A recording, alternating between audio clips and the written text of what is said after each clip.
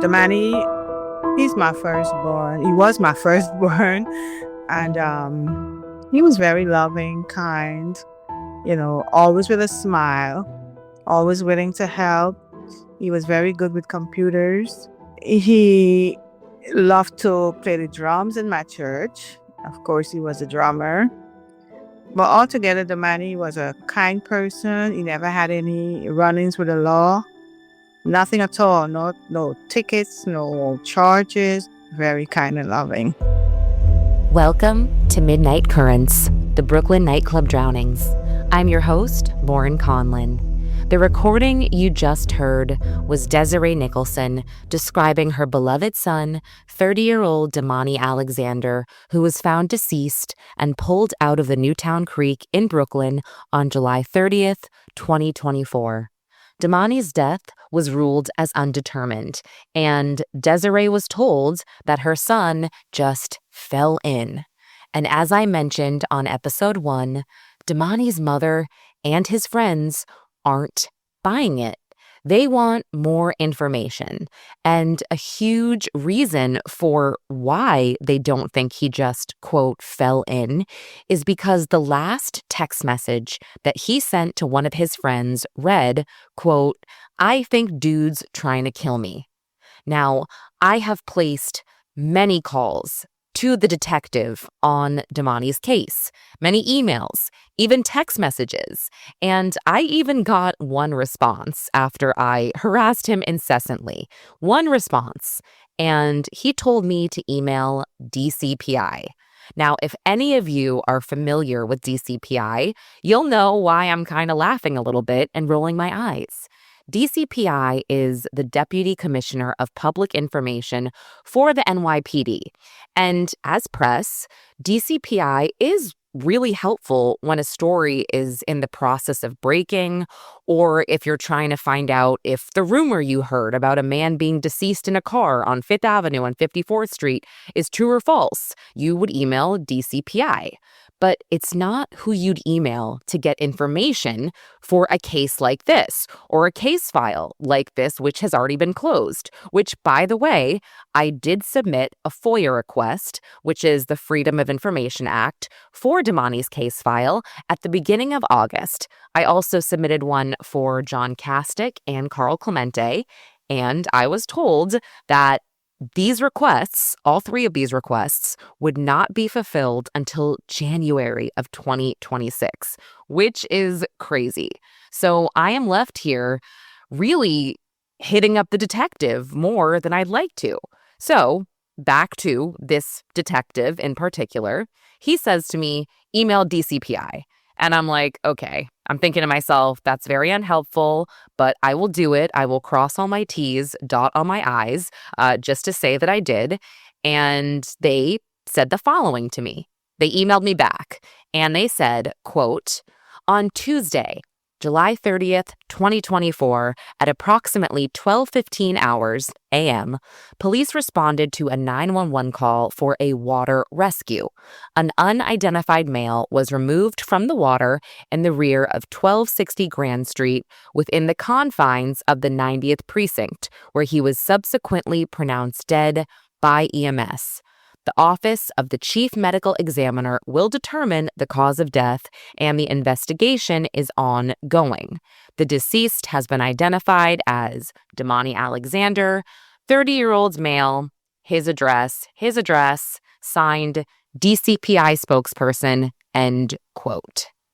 So, as you can see, very little information. Clearly, I have more information than that. So, I decided to head over to the 90th Precinct, just unannounced, to see if he would speak to me. And I got to the front desk and they were super nice, but they wouldn't let me upstairs to the detective unit unless I called this particular detective and got permission to go up there. So I didn't use his cell phone to call him because, I had already tried calling him twice that night and he didn't answer. So I blocked my number and I just called the main line. And sure enough, he answered. I did not expect that, but I was just like, look, I'm downstairs and I would love to speak with you about this case. I have only spoken to Damani's mother, Desiree. I've spoken to his friends, and I just want to ensure that I have all of the correct information. And I even said to him, I was trying to just relate here and say it can be difficult for a grieving mother to see things clearly sometimes, and right now, she is my source, so I want to ensure all of the information I have is accurate. And he says to me, I can't talk to you about this case. And I'm thinking to myself, can't or won't? Because this is a closed case. Damani's death is ruled as undetermined, but there isn't an active investigation going on, and my FOIA won't be fulfilled until January. And, I tell him this part about the FOIA, and essentially he says, well, you can wait for the FOIA, and then in the meantime, you just do what you gotta do. Meaning, if the only quote unquote side I have is Desiree's, then whatever. So I kind of thought that was strange, but also I get it. He's busy. I was annoying, but apparently he was the same way to Desiree, to Damani's mother. But according to her, he was even less helpful. And that has been kind of hard to get my head around here, because I just believe that a grieving mother should be treated with the utmost respect by police. They should really give her anything and everything that she needs or that she asks for. But he essentially told her at one point, kind of in a huff, if you will, that, quote, Damani had enough drugs in his system to kill a horse. Well, that's not entirely true, because Damani didn't die from a drug overdose. And some of the information that Desiree did get from the police, it was actually through a lawyer that she had obtained at the time. And his name is Eric Milanowski. And he's another one that won't return my calls, my texts, my emails. I followed him on Instagram and nothing. And that's fine. I mean, if he's not working for her anymore and he doesn't want to talk, totally fine. I just don't understand why these people don't just say, hey, I'd rather not talk. Let me refer you to this person or that person, or hey, no comment. I can't stand when they just don't get back to you at all. Radio silence. It's easier to just say one sentence. I am an adult. I will say, okay, thank you so much. But anyway, Desiree did call Eric Milanowski pretty recently, and she also mentioned that he didn't return her call either. So, I won't take it too personally, but I am going to go through a timeline of Damani's last night and his whereabouts that I have put together after speaking to some of his friends and, of course, his mother. But before I do that, I want to point out a couple things about Damani. And this is coming from a handful of his friends that I've spoken to. They all have said what a genuinely kind person he was. They said that Damani was the type of guy who was so kind, so responsible, and always in control of himself. He was the friend that would make sure his other friends got into their Ubers okay. He would text his female coworkers to make sure they got home okay, or he would just go above and beyond for others. And Damani lived at home with Desiree, and he would text her and keep her updated on his whereabouts on the weekends so she wouldn't have to worry, which in my opinion is really nice, because he didn't necessarily have to do that. He just did that out of respect. Now, I will also say, according to his friends, Damani was also very private at times. He works security at a very popular club in Manhattan. It's also a burlesque theater. It's on Christie Street, and it's called The Box. He had his weekend job working at the Box, a club called The Box in Manhattan. So he would go on the weekend and then he would come home maybe Sunday morning or Monday. Or if he's hanging out with friends, he would text me and say, look, Mom, I'm at my friend's house. He has a friend named Gilbert. He was telling me, Mama McGill. He called him Gil. I'm McGill's, or stuff like that. But then on this particular instance, when he didn't come home, I didn't bother to call, right away because I know that's like a norm for him to go out and don't come back until the Monday or Tuesday. Now, according to some of his coworkers, Damani did hang out with a few regulars that frequented the box, but that's all they really knew. They didn't really know in what type of capacity he hung out with them. But the box closes at 4 a.m. So by the time all of the employees do what they got to do to close, let's say by that time it's 5 a.m. And they frequented a few, quote, after hours clubs. And this was pretty normal for a lot of these employees to do that. So they could, still go out, blow off a little steam. And again, it's pretty early in the morning, but these after hours clubs, they pretty much ran at all hours. So this would be a normal thing for all of these guys to do. And again, every time Damani went to these places or these after hours clubs, no one saw him acting out of control, ever appearing to be on a ton of drugs. He was just himself, and he was always in control of himself. So on the night that Damani was last seen, which was Saturday, July 27th, he was actually going to the Knockdown Center, which is a concert venue, kind of like the Brooklyn Mirage, after work. But this place was on the Brooklyn-Queens border. And apparently, this place could also be going strong until 9 a.m. in the morning sometimes. According to Desiree, Damani's mother, her lawyer, Eric Malinowski, told her that according to the NYPD, Damani could be seen entering the club via surveillance footage with 2 people. I don't know if these people are males, if they're females, if they're both, but I do know he is also seen being escorted out by someone who works at the Knockdown Center shortly after arriving. But this time, he's alone. Now, I don't have the exact times here. Again, I don't have a case file. I'm going off of what Desiree's lawyer was told by the police. However, when Desiree asked about seeing the surveillance footage or possibly police looking into who Damani arrived at the Knockdown Center with, they didn't really respond to her. Also, Damani's phone was not on him when he was recovered from the water, so I have to assume that police got his phone records, but they haven't shared them with Desiree if they did.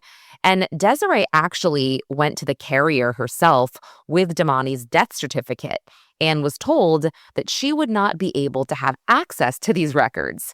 And this was close to a year ago, so perhaps police told the phone company that there was an active investigation going on, and they had to say this to Desiree. I'm just not sure, and neither is she. She didn't get a solid answer. Now, sometime early that morning when Damani was leaving the Knockdown Center, or after he left the Knockdown Center, this is still technically his, quote, night out, he texts his friend, quote, "I think dude's trying to kill me." Now, Desiree did give me the name of this friend that he texted, and I got his information. But unfortunately, this friend has also not returned my calls or my texts. And I understand that. He probably just wants to move on with his life. And I try not to be annoying, I guess, but this text message, this is really one of the most chilling parts about this whole thing. And the next thing you know, on July 30th, Damani's body is recovered out of the Newtown Creek, with that being the last text message he sent. And now his death is ruled as undetermined, so here we are. And just to give you a little bit of an idea on the geography here, it's about a 15-minute walk from the Knockdown Center to around Grand Street where his body was located, but also it's about a 15-minute walk to the nearest arm of the water from where he was. Because look, his body could have floated from where he fell in, was pushed in. I don't know at this point. But I did go to the area where he allegedly fell or was pushed into the water. And it's scary. It's very industrial. There are not many street lamps. It's horrible cell service. And it's also just not easy to, quote, fall in this water. There are fences in certain areas. There are waist-high rails. There are walls. And as I mentioned in episode 1, the water is very uninviting. It smells really bad. And I just can't imagine that anyone would purposely jump in who wasn't trying to unalive themselves. And as a side note, I understand that depression can also be a silent killer, but it's worth noting that none of Damani's friends or family said that he showed any signs of depression or had any history with it. Additionally, Desiree and one of Damani's very close friends from childhood said that they didn't know of anyone that would want to harm Damani, and neither did a handful of his friends that he worked with. However, a couple of his friends acknowledged again that Damani also liked his privacy and did have somewhat of a private life. And I also just want to point out that I find it weird that no one saw anything when it came to Damani, because I'm thinking at this point, the sun is out or the sun is coming up, and Damani was 6'3", right? Him somehow falling into the water, slipping, being pushed, I don't know. It just seems odd that no one saw anything. And I'll also point out that there really aren't many surveillance cameras in this area. The surveillance cameras are mainly in the different lots, the lumber yards, and some of the more industrial places in the area. They're just not on every single block or every single street. But let's move on to Damani's autopsy. I really don't speak medical jargon, so I had Nicole Angemi, who has performed thousands of autopsies. She is a 20-year death and pathology assistant. She is the host of Mother Knows Death on iHeart and also the author of Nicole Angemi's anatomy book. She has a blog called The Gross Room, and she's great because she can break things down in a way that we will all understand. So I had her break down a lot of what's written in Damani's autopsy for us lay people. And I think for me, because the autopsy really shows no clear signs of foul play, I just can't stop thinking about what the chances are that Damani was killed before he hit the water. Because you'll hear from Nicole, there was no water found in his lungs. So typically when we have the autopsy report, it will say the cause of death and the manner of death. And for this particular case, they don't know why he died, but he was found in a body of water, right? So they want to first determine if he drowned, if that was the cause of death. So what they do is they look to see if there are the typical things that you would see with drowning, like you would see pulmonary edema, but you would also see frothing of fluid within the trachea and within the mouth in the oral cavity. So they didn't see any of that because that's not listed there. You would also see water in the GI tract possibly, and that happens when a person drowns when they're swallowing a lot of water and things like that. And another thing that you would see would be fluid in the sinus spaces. So this is exactly why in this autopsy report, they listed that the body was found in water, there was pulmonary edema, and there was fluid in the sphenoid sinus. And there are things that you would see in a person that drowned, but there also weren't the other things like the foam in the airway that you would definitely see. So that's why they're not committing to that, because that is a common finding that you would see would be the foam in the oral cavity and the trachea. But the sphenoid sinus, there's fluid found in 88% of drowning victims. So they're not ruling it out, but they're not saying that that's what happened either. When Nicole mentioned no water in the GI tract, she was really referring to his lungs. So, yeah, I mean, it's pretty odd. But let's get to the toxicology report. And I want to make this clear. Damani worked in an industry where you got to be up all night. Sometimes people dabbled with uppers just to make it through. And I am not judging anyone here. Although it sounds like, according to Desiree, someone was judging, like the detective in the case. So the toxicology report said that he had acute and chronic alcohol and substance use.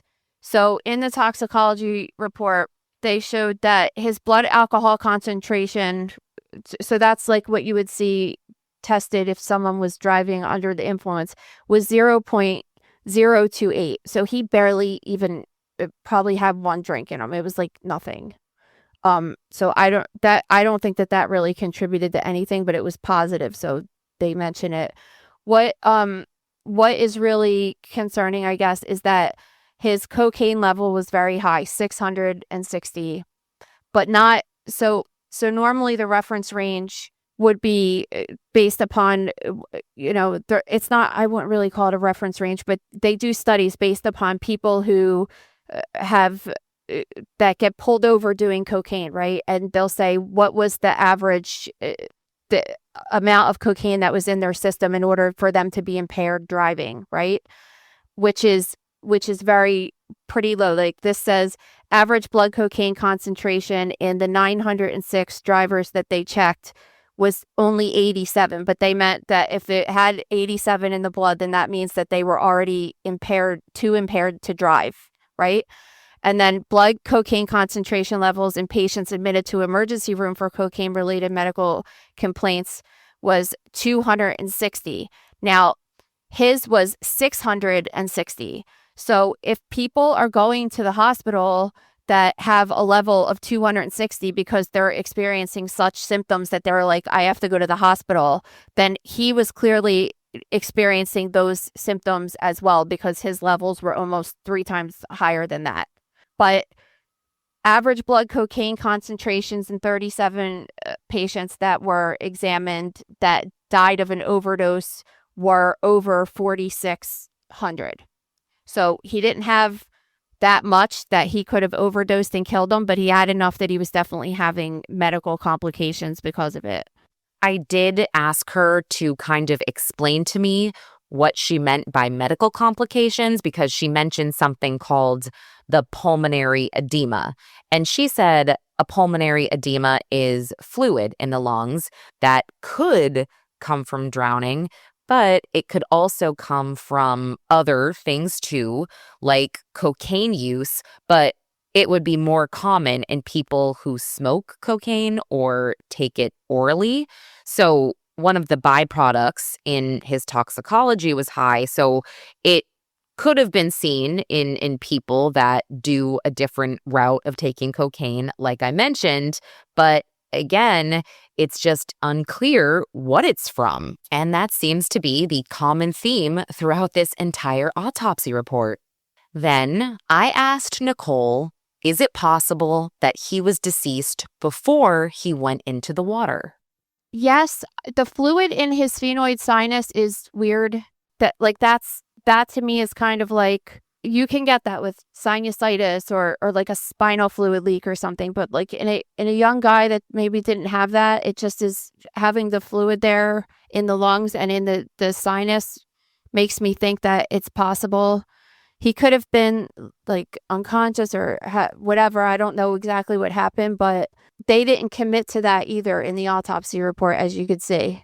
Because it's just like people, when you watch TV and stuff, you just think that you're going to get an answer all the time. And a lot of times we just have to do this and just list everything we saw because there's not like a smoking gun that caused the death that you could see. So all they want to do is just say, this is all the stuff we saw, take it for what it is.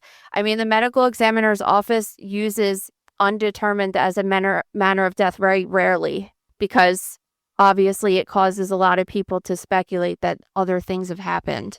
So again, here we are. Maybe yes, maybe no. I do want to include one last thing that Nicole said. She just kind of talked about something that was possibly going on with his heart, but it doesn't necessarily mean anything. I just wanted to include it for everybody. They did mention in the autopsy report that he had mild atherosclerosis, which is a narrowing of the artery. They also said something else about his heart, too. I think they said that part of it looked like it was dilated. Yeah, so he had a 10% occlusion of the LAD artery. So that's like your major coronary artery was a little slightly blocked, and the ventricle was slightly dilated. So his heart wasn't 100% healthy, but it was pretty fine, but not like definitely not enough to kill him. I also asked Nicole about toxicology reports in general. I was curious because they don't necessarily look for poisons, like something like rat poison, let's say. And, you have to order a specific tox screen for that. She did say that sometimes they are on the lookout for strange drugs because they're always trying to identify new drugs that are on the street, etc.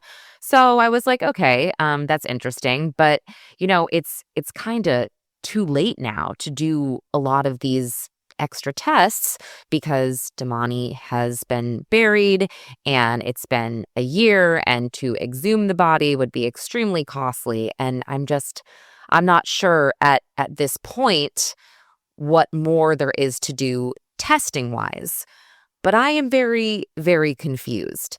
I mean, if he did too much cocaine and had a heart attack and fell in, well, okay, that would be something, but they would indicate that, and they would indicate that he had a heart attack. But no, that is not what happened. So for now, I am still talking to Damani's friends. I am still talking to his family. Damani's mom and I are going to figure out how to open up his laptop to possibly see if there is anything there that could help. But for now, if you have any information that you'd like to share, you can email me, lauren@popcrime.tv. I am always grateful for the tips, and I will continue to dig in. Next week, we're going to address the deaths of Carl Clemente and John Castick as they relate to Damani Alexander. All right, everyone. Thanks for listening. Stay safe, stay vigilant, head on a swivel. I'm Lauren Conlin.